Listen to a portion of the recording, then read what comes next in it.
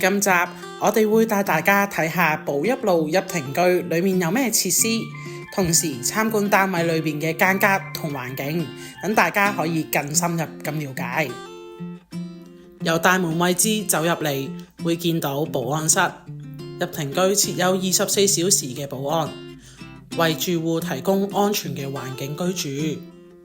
沿路會見到物業管理處、活動室同社工隊辦公室，其中活動室就係平時社工隊為居民舉辦活動最常用到嘅地方。除此之外，中庭嘅位置亦會喺指定時間之內開放俾居民休憩。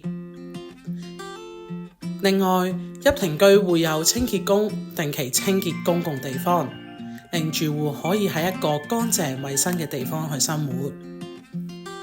邑庭居地下位置亦都設有洗衣房，提供24小時自助洗衣乾衣嘅服務。如果選擇自己喺屋企洗衫，亦都可以用天台晾衫區晾乾啲衫。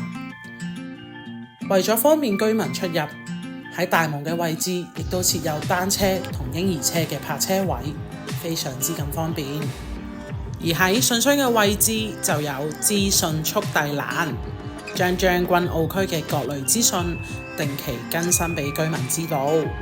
資訊欄嘅下方仲有圖書漂流角，鼓勵大家養成閱讀嘅習慣。綜合種種設施同服務，邑庭居務求提供一個安全、乾淨衛生、有社區支援以及有管理嘅環境，給予居民放心生活。我哋而家就帶大家去單位睇下。